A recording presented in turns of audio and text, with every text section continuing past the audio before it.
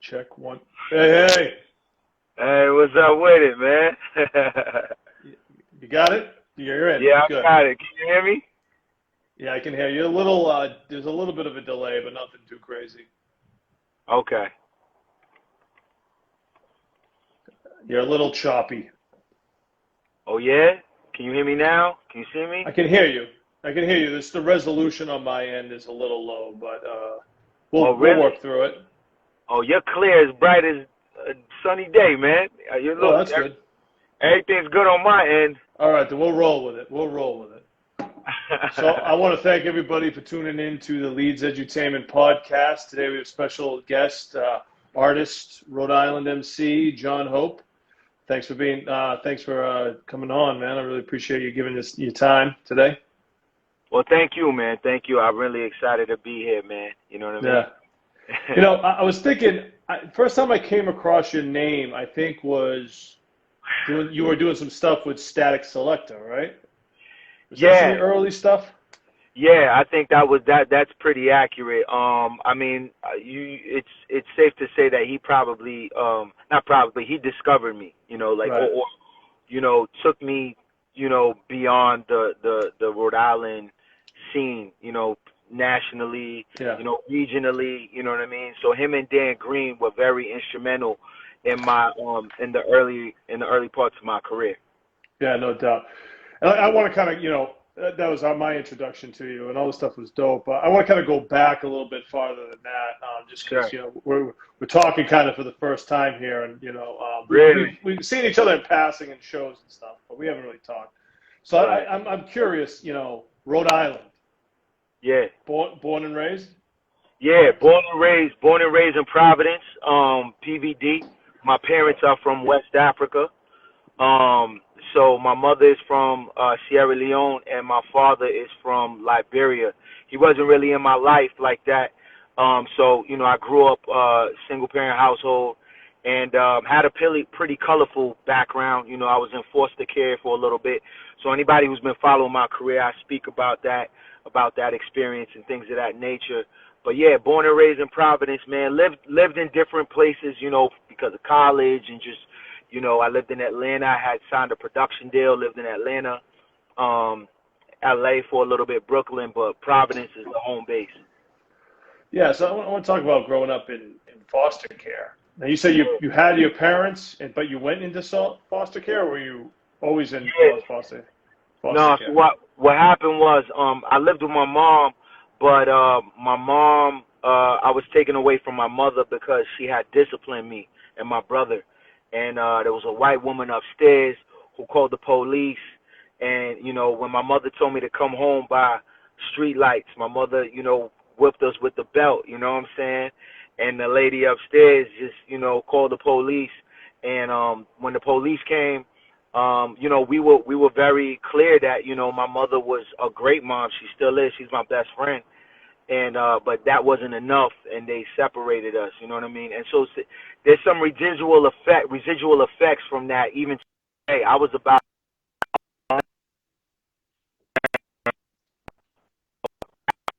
Yo. Can you hear me? Yeah, you just kind of lost you a little bit. Oh, my fault. You there? Yeah. Can you hear me now? Yeah, now I can. Like I said, you're a little. Are you in a bad area?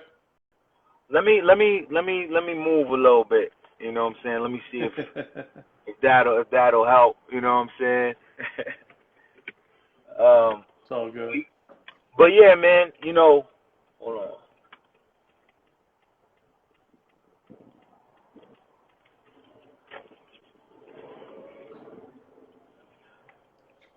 How's this? Better. All right, there we go. But yeah, man, there was a lot of residual effect from that experience. I was separated from my family for almost about 2 years, and so, I'm very much a loner. I know how to be by myself, and I'm very much a minimalist, probably because of that experience. Yeah. I'm an only child, so I'm a bit of a lone wolf myself. Yeah. So So were you reconnected with your family after foster care, or was it a short period of time, or was it? Yeah, I was reconnected with my mom, but my brother and sister, we have different fathers. They Yeah, stayed with their parents. I mean, they stayed with their father for much of my life. They came on the weekends, but it was really much, my formidable years were myself and my mom, and that's yeah, um, you know, that really, like I said, it really shaped my outlook, on life, just to be very self dependent, independent, and not really have to rely on much. yeah. So where did the music come in at that point? The music comes in a little bit right after, man. But I was very much a writer. I was always a writer. I wrote about my experiences, but then the art of like emceeing came around crisscross. I'm dating myself. You know what I'm saying? All So good. yeah, I was a big crisscross fan. EPMD, the Hit Squad. So like, I was very enamored by like wordplay and metaphors and things of that nature. So I would like insert my name, in certain songs and things of that nature. So that was the seed planting moment around like 91, 92, and then it just kind of evolved, like talent shows and just I was very much a hip hop, still am. I'm very much a hip hop kid in the sense that if you remember back in the 90s, it was hyper regionalized. You know what I mean? Like so it was just if you were on the East Coast, strictly Wu Tang, Mob Deep, all that stuff. But I was the one that was a little bit more curious, where I would listen to West Coast music down south, and not just in the commercial sense, but I was like fucking with like J.O. Felony, Big Mike, Swab House. You know what I'm saying? Like I was very curious, and that really helped me out to kind of expand my palette, if you will. And even till this day, like as someone that comes from that era, I wouldn't say like I'm a trapped in the '90s nigga. Like what I'm saying? I pretty much listen to shit now, and even include it in my music. Right. So you grew up. So we're probably close in age. We're talking about the same type of music here. I'm Yeah. curious. I went to see Biggie Smalls, Mobb Deep, and Method Man wasn't there. Craig Mack at the Woo! Providence Civic Center in '95. Yeah. Did you go to that concert? Nah, I didn't, but my cousin did. My Oh, cousin good. went. Yeah, my cousin Takesha went. Yeah, I remember it too. I remember Yeah. that. Yeah. Cool. I'm glad you did because the thing about it is like hip hop really, which I didn't know at the time, was they weren't really allowing it in Boston. So Rhode Island was actually an important part because they threw that concert, and I don't know Right. if your cousin told you, but that shit was melee in there, man. Like, Really? we walked in there and like it was just like it's the Philly Blunt era, right? So it's Yeah, just yeah, like yeah. blunt guts all over the ground. All over the place. The Yeah. toilets you can't even flush. They're just like blunts higher than the toilets. Oh, word. Dudes are drinking 40s in there. My boy got hit in the head with the back of the head with a 40. And this huge riot breaks out on the floor because it was like it's the Civic Center, so it's like a sports side. But the Yeah. floor, Yep, we yep, were up yep, we yep. were up in the seats. Oh, wow. But the floor, a huge riot breaks out. Oh, And when wow. I say riot, I mean I've been in the club business for 17 years. I still haven't seen anything like this to this day. The whole Wow. floor goes at it, man. Cops, riot squad, everything going in there. Show gets shut down temporarily, and they just start pulling people out of there. One guy like hit a cop with a crutch. I mean, it was just like Yo, the that's wildest shit. crazy. That was my first experience with Providence as a kid. Well, welcome to PVD, man. That sounds about right. Shout out Shiz, shout out Brad McDonald, shout out Colby. We all rolled together at that show, man. And I can tell Yeah. you, we'll never forget that concert, man. But that was my first hip hop experience. in Providence, Rhode Island. But yeah. I do come across people that went to that show, and anyone that's went to that would tell you like that was just nuts. You know, really? That was the first and only time I saw Biggie Smalls live. Really? Wow. And Mobb Deep got booed off the stage, if you can believe that. Are you serious? Isn't that crazy? Yeah. And the Infamous was out.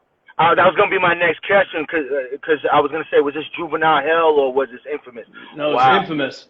It just wasn't a good set, and I'm guessing back in those days, if you didn't bring it, you were gone, man. It's a wrap, yeah. But anyways, moving on. So let's talk about the Rhode Island hip hop scene. I mean, trying to get going, activated. What was it like? What was the Rhode Island hip hop scene when you were trying to come up? Yeah, because I know just to stop you, I know it's a much smaller market for those who don't know than Boston. You know, it's 60 miles south of Boston. Yeah. So it's not nearly as big. It's the smallest state in the United States, I believe. It is. So yeah. So it must have been challenging. Yeah. So for me, it was definitely a challenge on a number of different fronts. You know, and I don't know how deep you want to get, but I'm gonna just, you know, we I get deep, man. Let's go deep. All right, let's go deep. So it was challenging on a number of different fronts, man. When I first started out, it was right before the blog era, you know, right. So we're talking about MySpace. We're still having forums, Basement Flavor, and things of that nature, right? And there was definitely sort of an undertone.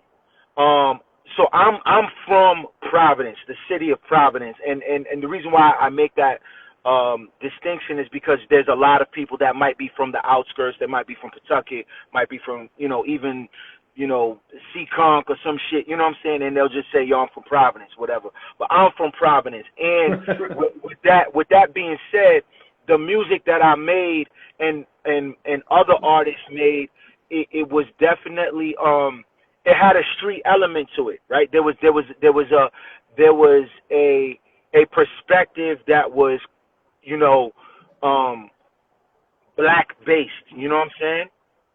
You know, where we were talking about shit, you know, like I said, back then, it was very everything was segregated. So you really had, like, you know, east side, south side, west end, north end. There was like a lot of beef. So a lot of the Providence-centric artists were speaking about those experiences, right? Yeah. However, the promoters, the open mics and things of that nature were predominantly like white, lyric-based, you know, Sage Francis type of hip hop.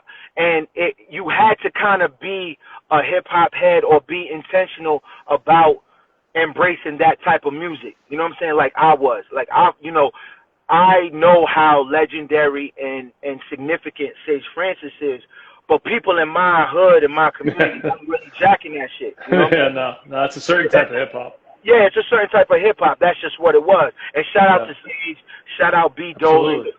Those are my guys, you know what I'm saying? But Joey Beats, you know what I'm saying? And so all of them, you know, so there was sort of like some gatekeeping involved, you know what I'm saying? So on that front, that it made it a little bit difficult. Then there was no infrastructure. And so we didn't really have what we had today. And so when you didn't have that infrastructure, there was this sort of unspoken understanding that you either try to be like New York, you know what I mean? Like you had to, like you it wasn't cool to really represent Providence. Back then you would say like Prov City or P-Town, and like people, it just wasn't cool. And even internally, there was like this self-hate. Like people would ask me, when I first came out, I was very, very adamant about repping Providence. And people would be like, yo, man, why you rep so hard? Or like they would be like, yo, you have to change your bio to 3 hours north of New York. You know what I'm saying? Like, it was some corny shit, fam. Like, so it was that type of resistance that I was running into early on, you know what I'm saying? Yeah. And what year is this around? So this is like 05, Yeah. You know what I'm saying? '04, '05. Yeah. And I would say I'm one of the first, if not the first, artist to kind of initiate that change in culture and that change in mindset. Now, now we got our own shit. We got our own clothes, our own talk. Everybody's representing PVD. You know what I'm saying? But back then, it was definitely some like, Underground Railroad, leader, like, you know what I'm saying? It was definitely like trailblazing, if you will. You know what I'm saying? So that was kind of the resistance on those fronts. You know what I mean? Because we had Chachi and them, CJ, CR, those guys, as amazing as they were, and Chachi's my big brother, they were from Pawtucket. They just weren't, they were coming with a different type of shit than what we were doing. You know what I'm saying? And Chachi will attest to this.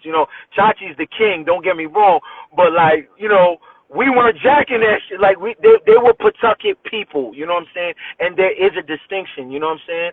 So like when we were coming out, myself, Theo, and a couple other people, you know what I'm saying? It was very intentional about being from Providence, you know what I'm saying? Like a certain type of sound, you know what I mean? Yeah, and there's a lot of that in Boston too, I can tell you. Oh, really? Well, really? A lot of people claim, a lot of people claim the big beef was you're not Boston. People were claiming Boston hip hop, but weren't from Boston. From Boston, right. But it was the hub. Like Providence was the hub. Boston was the hub. Sure. So you had, in order to be successful, you had to kind of do shows in Boston.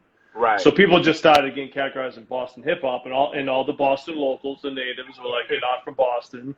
Right. Right. Like guys like me, I was from Southern New Hampshire, Northern Mass. Yeah. I'm doing shows in Boston. I was in Boston, even though I've lived there for 20 years. Right. Terminology, Lawrence. Right. Yeah, that's my guy. Yep. Didn't got a lot of heat. Millie's Cambridge. Yep. So and there's hundreds I'm not listing. So right. It's kind of that tribal. I get it when you're from a certain area and someone says that they're from an area that they're not really from. It's kind of a thing. It's kind of like you take it kind of like it's disrespectful, but. Yeah. But it's hard to make it in a scene, especially even harder in Rhode Island. Right. If you're not in the city. And back then, before social media, you have to go to the city to do. You gotta go to the city. Yeah. Right. So I feel you, man. It's the same struggles down here. Yeah. What's the difference between Pawtucket and Providence sound? That I gotta know. What's the difference? I mean, I just think it's about the nuances of what they talk about. You know what I'm saying? I mean, it's that same hub thing. Like you'll get somebody from Pawtucket, maybe if they go externally, like to Boston or something. The easy thing to say is I'm from Providence, right? You know what I'm saying? But in terms of like, what the distinction is, it's really about what they're talking about. There is some, they dress different, you know what I'm saying? There's some nuances where, like, if you you just kind of have to know, like, oh, that's a bucket dude. They call themselves, it's the bucket, you know what I'm saying? So you be like, bucket? Bucket, yeah. So it's the nickname for Pawtucket? Yeah, the bucket. I didn't know that one. Yeah. So you learning, man, you know what I'm saying? Yeah. I've done shows in Providence. The early, like halfway through my about like 7 or 8 years in, I started branching out. Okay. And I did shows at the Living Room. Yup. Yeah. Rest in peace to the Living Room. Rest in peace. For those that don't know the Living Room, it was it was this gigantic venue with so many rooms that didn't get used, and it just felt like it was gonna fall down at any second. Yeah, that shit was fucking dangerous up in there, man. The men's bathroom is probably one of the worst bathrooms I've ever seen. And I worked in the Middle East. For those who listened, you walk in, there's urinals, and then there's just a sit-down toilet in the middle of the bathroom. In the middle of the shit. It doesn't have any walls around it or anything. That's real shit. So that was my first show. If you're going to go, and the door doesn't lock, so like anyone's coming in while you're just doing your business. Yeah. Did anyone ever use that? I don't know, man. I don't know. I ain't used that shit, but that was my first show. That was my first show ever. What was the first show? So who else was on it? Chachi put me on. Put me on. He did this thing. It was called the Peace Fest. That was the first time I ever came out, man. It was dope, man. You know what I'm saying? But yeah, the living room was some hood ass shit, man. You know what I'm saying? Oh man, it was grimy. Yeah. I mean, anybody that's been to the Middle East that thinks the Middle East is bad, the living room has beat it. It's worse. Worse. But so big, it was massive. It was like this old ball. It was like one of those old clubs where they have one club with all these different rooms. Yeah. It was like that style of doing things. We have music, probably had music in each different room back in the day. It just failed, and then just kept it, and they had just this one venue part, live stage, but it was massive. Yeah. Probably fit like thousands of people in there. Maybe, man, but they only used that one space. Yeah. That was it, you know what I'm saying? You go smoke blunts around like 4 other rooms, you'd go around the corner. Yeah, and then come back out, you know what I'm saying? Yeah. You'd be in the same, be in the club the whole time. Right.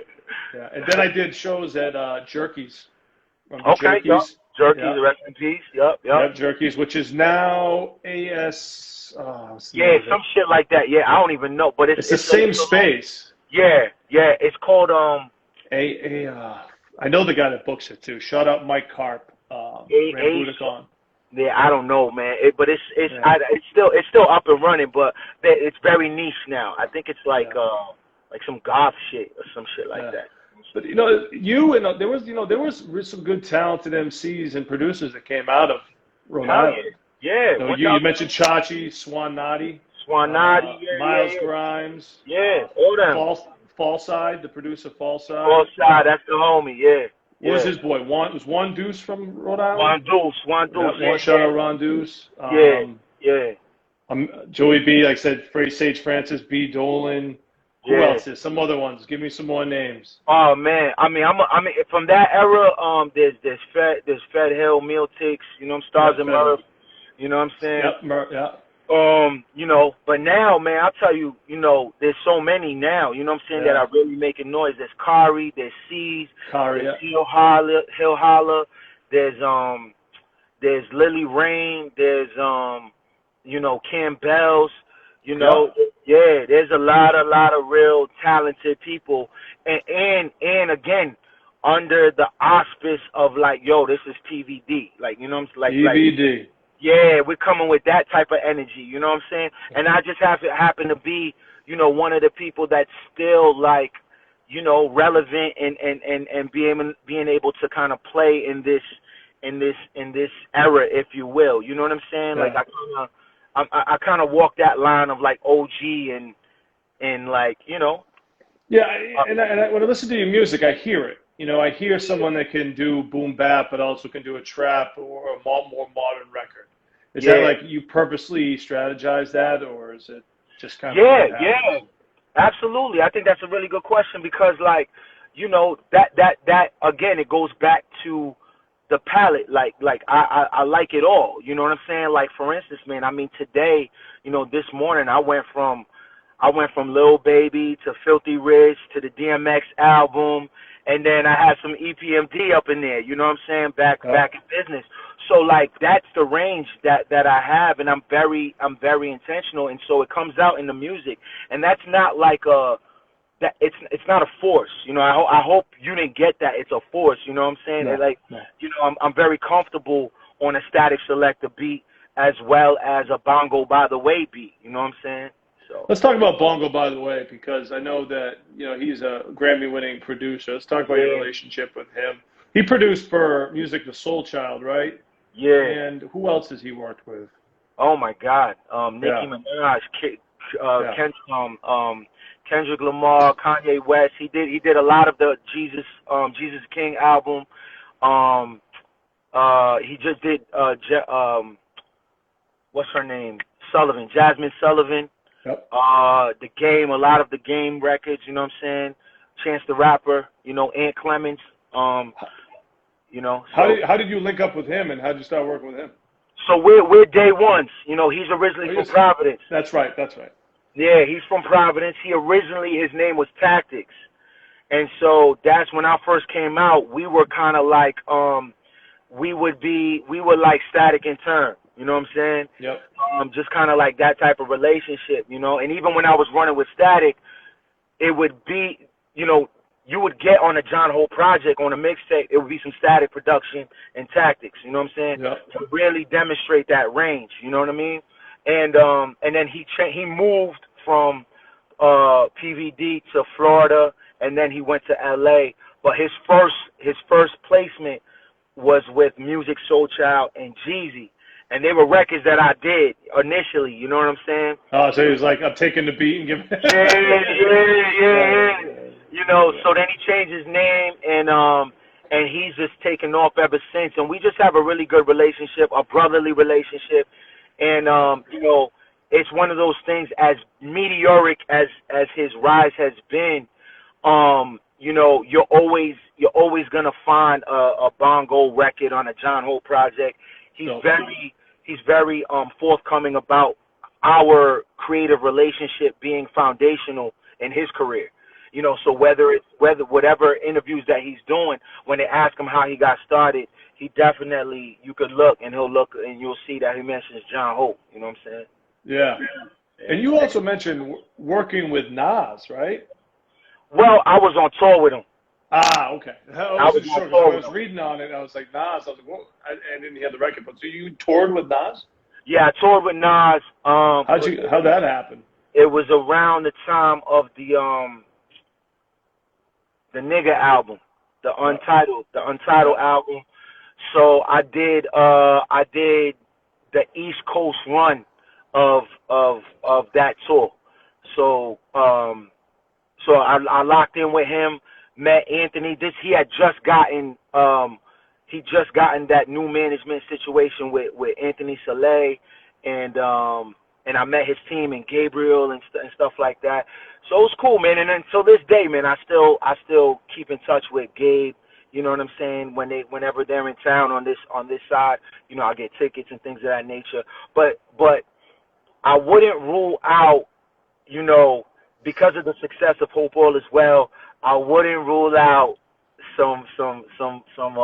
a soft reunion, if you will. You know what I'm saying? Well, we hope so. We hope so. So I want to talk about rocking some of those crowds. You must have been rocking in front of thousands and thousands of people on the tour. Yeah. That was amazing. That was a really good experience. Was it receptive, or was it like you were act? Like, did they care? Nah, they cared. No they offense. Cared. No. That's an honest question. They cared, man. You know what I'm saying? And it was definitely, you know, to be quite honest, that's my bread and butter, is the performance. You know, it's a live performance, man. I definitely like I can perform, you know, and so I definitely got, you know, won that crowd over, you know, and I think because, you know, I really construct my sets, you know, to a degree, to the crowd and understanding who the higher profile artist is. You know what I'm saying? Right. Yeah. So I make sure that I there's some connection there. You know what I mean? So yeah, I rocked it out. It was a matter of fact, one of the Boston date. The next day I went to they had just opened up the Patriot Cinema, not the Patriots Place. They had just opened up the Patriots Place, and some Patriots players were there, and they came up to me, and they were at the show the night before, and they knew who I was. So I felt kind of good, you know what I'm saying? It was dope. So I guess it worked. It worked. Yeah. You know, you've mentioned. I wrote down a couple things. Let's read it. Did you get your master's degree? Is that like you literally a master's from college? Yeah, I have a master. Okay. I'm a professor. Yeah, I'm a professor. You know, I didn't know. Sometimes hip hop dudes be like, I got my master's degree in this. You know what I mean? So, I'm legitimately. I have a master's degree in educational leadership and administration. Wow, that's pretty impressive. That's a lot of schooling. Yeah. So let's talk about that. Like, what was the inspiration and the motivation behind getting a master's degree in education leadership? Yeah, so there was a period I had just came back from Atlanta. I had signed a production deal, and it didn't quite work out. And so I quit. And so for about 3 years, I decided I was depressed. I ended up going back to school. I went and got my master's from Rhode Island College, and I entered. It's a principalship program to be a principal. but I had experience. I had amassed all this experience in higher ed. So the program, I actually had to amend the program because it was a brand new program for principalship pathway for high school and middle school. But I didn't want to do that. I wanted to be like a dean, you know, in higher ed. And so my program, my pathway was amended for the higher ed arena. You know what I mean? And so it was a 2-year program. It was dope, man. It was then that I realized how fucked up, you know, the education as we know it is and how oppressive it is and whatnot. But you know, it was good. It's good because now I have an educational initiative, a hip hop educational initiative called Hope Scholars, Yep. where I fuse the two worlds. Before I used to think I would have to compartmentalize, you know, being Jon Hope and being a professor, but I now know that is the real carrot. You know, the fact that I have this credibility as an artist, but also have credibility as an academic. You know what I mean? So You enjoy academia? You like that world? I enjoy hip hop ed. You know, I mean, there's a distinction. You know, academia, I was in it for 15 years, and I just realized how oppressive it was. You know what I mean? When you say oppressive, what do you mean? So when I say oppressive, I'm talking about policies and rules and regulations on how first generation, low income students of color, their experience is very much second class and marginalized compared to their white counterparts in very subtle ways. You know what I'm saying? And so when I was working in higher ed, I would watch this shit. It's almost like how you find out once you find out how food is cooked in the kitchen, you're like, hold the fuck up. You know what I'm saying? And so it really didn't sit well with me. And so that was the springboard for me to launch the Hope Scholars Initiative, because I knew if I felt this way with all this fortitude and I have the degrees, I can only imagine how students would feel. You know what I'm saying? So I wanted to create a space where they could be their authentic selves. You know what I mean? Yeah. And how's that going? Oh, it's going amazing, man. I have the Big Homie Mentorship Program where I work with committed youth. I mentor about 9 youth, and I've logged in well over 200 hours of mentorship. You know, I meet with these young kids who are just getting out of the training school. Actually, in Massachusetts, I work with the Massachusetts Department of Youth Services. And so these are kids that are getting out of training school or DYS, and they have, you know, music aspirations. And so I mentor them creatively, personally. And so there's that aspect. That's one arm. And then I have a number of events. I have my Deeper Than Rap series, which is I'll meet with an academic and we'll process a particular song just like this, but create an academic component. So we'll talk about like Dave East, On My Way to School. You know what I'm saying? One of his songs, and we'll break it down. You know what I mean? It's dope, man. And I've been working with Revolt to bring that to the screen. You know, almost like Guy Fieri. So, you know, like I'll go to a different city, and you know, like I'll go to Boston. I'll talk with you about a Cousin Stiz record, or I'll go to a particular school, and we'll talk about what prompted a particular record. Kind of, you know, the more social aspect of it, sociological aspect of it. So making education fun and hip. You know what I'm saying? By fusing hip hop with education, correct? Exactly. You know what I'm saying? You speak up pretty heavily on community adversity, correct? Yeah.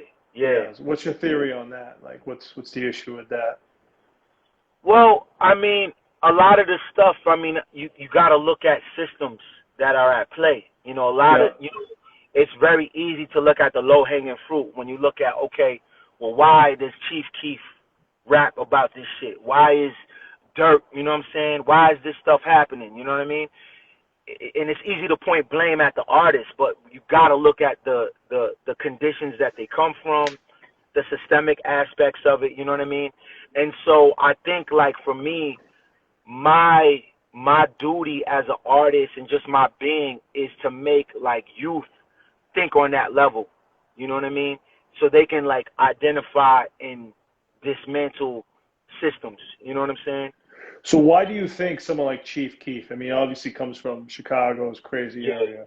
Why is that, you know, that type of music, maybe not so much popular as it is now than it was, but, you know, at the time, why did that resonate and connect with so many people all over the world? Man, because we hadn't seen that level of authenticity. As in what? Authentic in what? So authentic in the presentation, right? So here's a kid at the time when he first came out, right? I don't like 14, 15 years old. These are kids with guns in their house, in a trap house, smoking, doing, you know what I'm saying? And it was just so authentic. The song wasn't mixed. They were just kids that set up, you know, they knew how to record themselves, and they're talking about this gang culture that is happening in the community. It was just so authentic, and it just we see it now. Even there's Boston drill rap, there's Providence drill rap. These young kids is you know, emulating. They just tapped into this level of, like, angst and, like, yo, man, we're in this dire situation and we fucked up and we just gonna lash out. It was just a level of authenticity, because when you think about, like, gangster rap, even with, like, Dre and NWA, 50 Cent and G-Unit, there's a polish to it. They're coming out, they got jerseys on, they're fly, they got lineups. These kids, young Chief Keef and them, they got their shirts off, they fucking, niggas is dirty, there's no room for the polish. You know what I'm saying? Right. It was just very raw. And that's, I think, that level of authenticity, we hadn't seen anything like that at that particular time. Yeah. And you deal with kids that, like, live the trap life, correct? That are from that. One of my kids, man, he just got shot last week, man. Just got shot out of Fall River, just got shot, man. He survived it, you know what I'm saying? But, you know, like, it's very real. And he's my best case scenario. Meaning, like, he is the person that I would show that the Big Homie Mentor program works. He still got shot. And he got shot. So it just goes to show that there's still the change, that they're making the change, or they want to make that change, but they're still in it.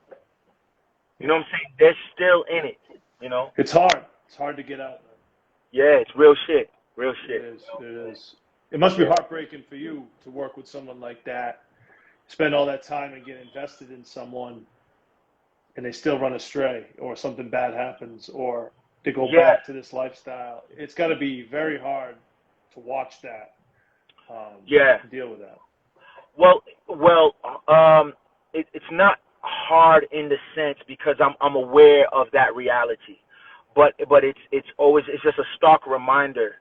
It's more of a reminder that, you know, that you know, they can't just uproot themselves. You know, they're still, you know, their parents, their mom are still in the projects. They themselves can want to change, but they might have done their previous selves had done all this damage, and so their ops are not. They don't give a fuck if they change. They you know, there's revenge, there's get back, there's retribution. You know what I'm saying?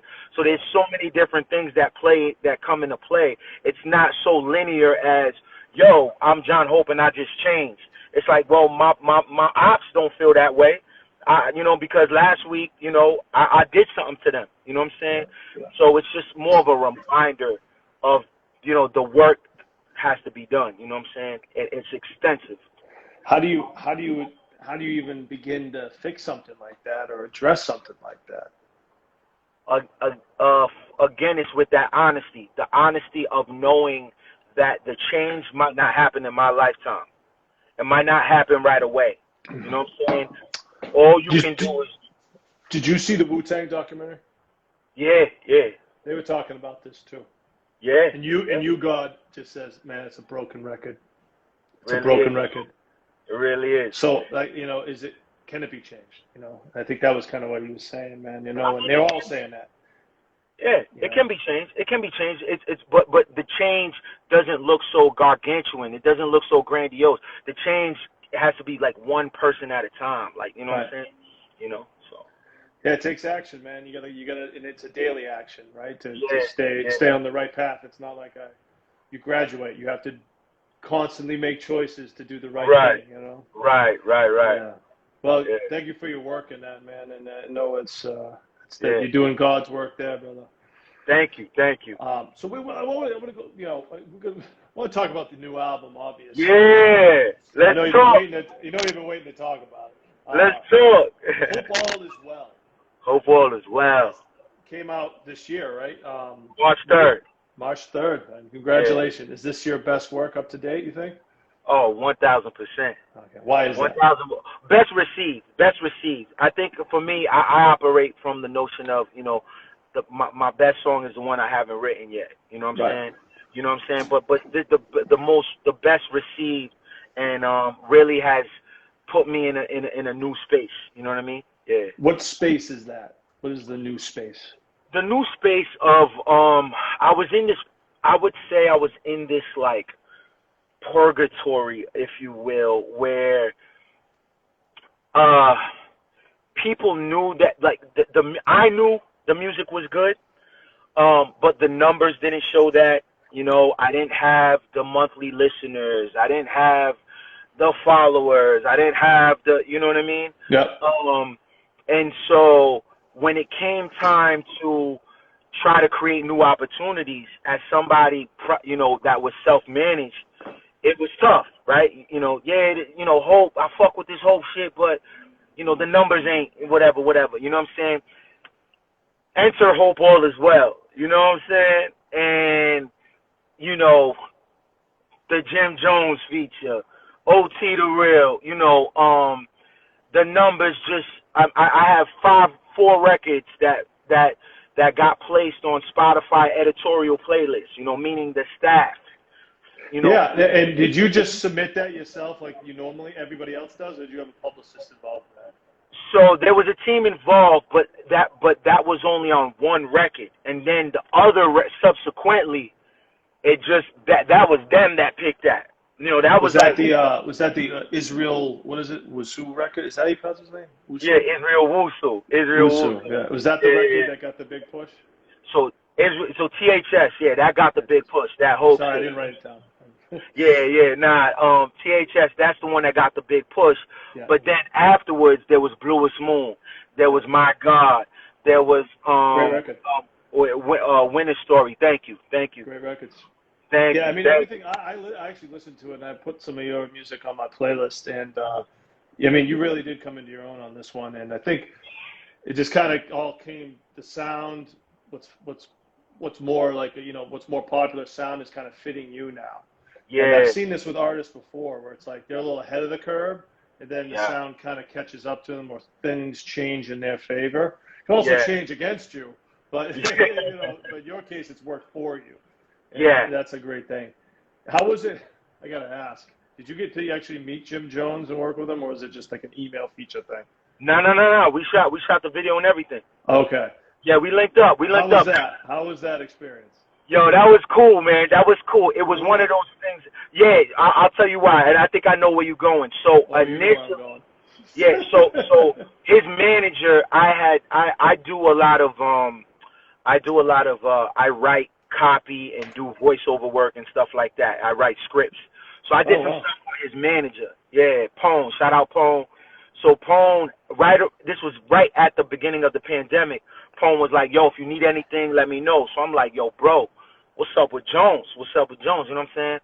So boom, he does the record, and Jones was good, man. He knocked it out the park, did like 17 takes, sent everything back. And, you know, I heard rumors about Whoa. Jones did 17 takes? 17 takes, bro. That sounds like a lot of effort for Jim Jones to put on. Exactly. Real shit, man. Jim Jones is like Rise is like a one-take guy in my mind. One take and that's it. Yeah. For a feature. Right. Nah, he did his thing, man. But he showed a lot of love, man. He showed a lot of love. Then comes the video shoot. So me and my team, we go out to Harlem, we link up, and I ain't gonna front. It was definitely like some standoff shit, cold. Like I was like, yo, what the fuck? He was hella late. You know what I'm saying? Shocker. Like super late. Yo, so we were scheduled for 7 o'clock. Yeah. We did not shoot. No, 7 o'clock at night. All right.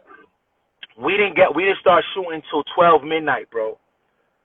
That's when he got there. That's when he got there. Now we're talking. Now that we're talking to Jim Jones, I know. Yeah. But he showed love. He did his thing, man. It was cool, man. It was cool. Yeah, I mean, I'm not here to judge anybody, but I'll tell you my Jim Jones experience since we both share a Jim Jones experience. Yeah.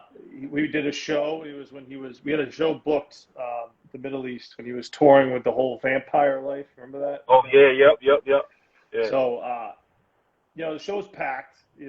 Pretty much sold out, and he shows up, and he's with his crew. Yeah. And there was concerns about the show ahead of time, but I didn't really, at that time I had done a lot of pretty crazy shows, so I was like, all right, we'll make this work. Yeah. He comes out.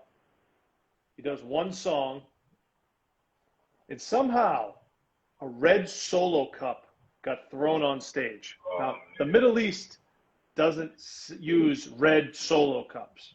We have no idea how. And they pat you down, so we don't know where red Solo cup would have came from. Yeah. Right? He stops the performance. Him and his goons jump in the crowd. Start a fight. The whole show gets canceled right there. He leaves. You've seen the movie Apocalypse Now? You seen that movie? Nah. Okay, so there's a scene in Apocalypse Now where like Robert Duvall's walking through Vietnam. It's in Vietnam. It's just bombs going off everywhere. Yeah. Well, that's what the club looked like, except it wasn't bombs, it was fights.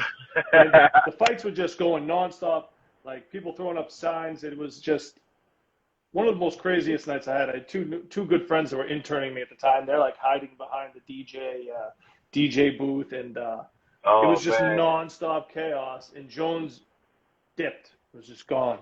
He just bounced. Just decided he was going to start a riot and leave. Yeah, that's it, man. It sounds like Jones to me, man. You know what I'm saying? I did a Max B show once. Okay.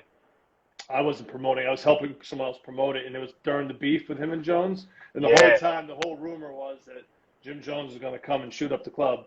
I didn't see it. Because the night before, I guess some shit happened in New York. So, wow. That's crazy. So, yeah, those are my Jim Jones stories. Your Jim Jones stories. Wow. I didn't have nothing like that. It was all good with Jones. No, I'm sure he's hit or miss. Yeah. Basically. He's hit or miss. Yeah. Oh, yeah, man. Well, the album, what's next, man? After all this success, what's next? Yeah, man. I mean, right back to it, man. Got a project coming out. I just put out the acoustic version of Bluest Moon. That's doing really well. The video's out. But yeah, I'm actually going to LA. So I've been doing some work with Revolt. So I pitched my Deeper Than Rap series. It's gonna be a web series. So I'll be hosting. So I have that. And that's the Deeper the Rap. That's the one where you go around dissecting the songs? Correct. Yeah. Yeah. Okay. Yeah. So I'm doing that, shooting that, and then I have a book coming out called Respect Your Passion. That is a self-help book for independent artists, more along the lines of mindset. I feel like I'm in this. I'm one of those newer, older artists. Like I'm in that. Freddie Gibbs term. Benny the Butcher, like older artists, you know what I'm saying? And I feel like, I get a lot of younger artists, especially from my town, that, ask questions, you know what I'm saying? And so for me, it's about how can you you know, it's about what type of mindset and certain things that you can do to create a nice ecosystem for yourself as an independent artist. You know what I mean? I think we think that if you're not Jay-Z, then you're a failure, or if you're not, I just did my taxes. You know what I mean? And I'm all right. You know what I'm saying? And that's in a pandemic. You know what I'm saying? And so, I wanted to put out a piece of product that can help other artists, and give them something that I wasn't able to, because I arrived here through trial and error. You know what I'm saying? So if I could shorten that time, I'm really excited. I'm really excited to do that. So I got this book coming out, and then a new project. You know what I'm saying? A new project. I'm working with I got some really dope features, man. Working with Will Powers, aka Super Hot Beats, that work with Yellow Wolf. Yep. Of course, Bongo. We tapping in again, and I got some surprises. So yeah, just right back into it, man. Just really trying to build off this momentum, and then now that things are opening up, booking for some fall dates, man. So maybe, this week we gonna link up again. You know what I'm saying? What was the last show we did? I forget. It was J. Cole's artist there. Who was that? It was J. Cole, Omen, man. Omen. That was the show. Omen, yeah. And I came through and bodied that. I bodied that.